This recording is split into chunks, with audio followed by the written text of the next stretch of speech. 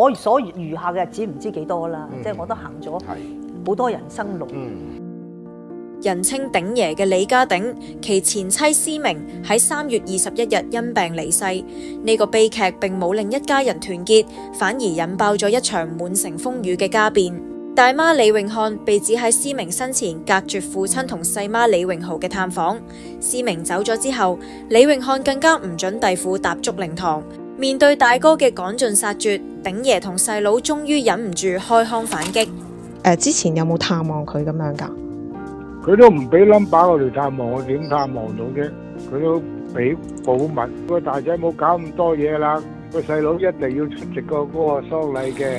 其實呢對孖生兄弟曾經兄弟情深，當年楊思琦派帽俾豪仔，李詠漢鬧爆楊思琦。我本人啦，或者可以講我全家人都好傷心，好傷心係都同阿楊思琦生活咗咁多年，咁點解佢到今日佢都唔肯俾翻個公道俾豪仔，都還翻佢個清白？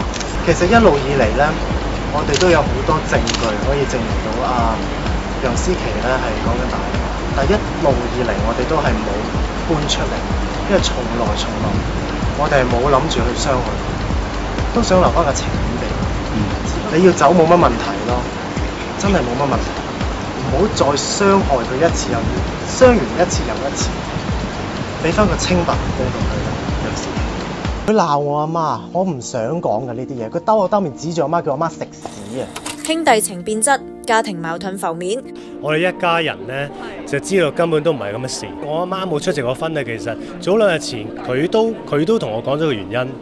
咁我自己都話我哋家事就無謂費事講嚟講去啦。其實最冤枉係佢咯，即係咁我真係安撫咗佢幾日嘅。係因為個傳聞講到話好似媽咪嫌棄佢嗰樣嘢，就直接影響到。咁啊，我就係個傳咯，我真係想問傳嗰人點解你咁犀利嘅講呢啲嘢？咁我哋都笑啦，後來所以就唔開心話就係是但啦。你中意講咩講咩啦，最緊要我哋知唔係就 O K。思明出事後，李詠豪暗示大哥放料。我同阿鼎爺呢，尤其是我哋不嬲都係話家事呢啲，我哋係唔會講嘅。有人就咁講咗出嚟，咁就之後就好多謠言滿天飛嘅。所以我而家係即係我都想係即係叫唔好再講，即係有啲人真係唔好再講嘢。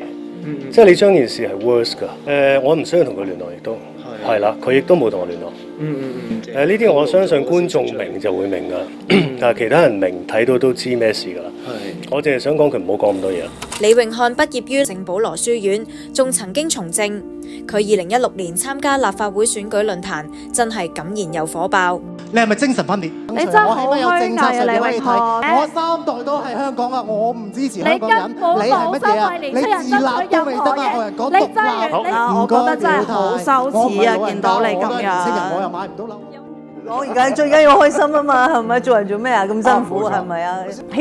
希望以後會有真係大家都係和睦相處。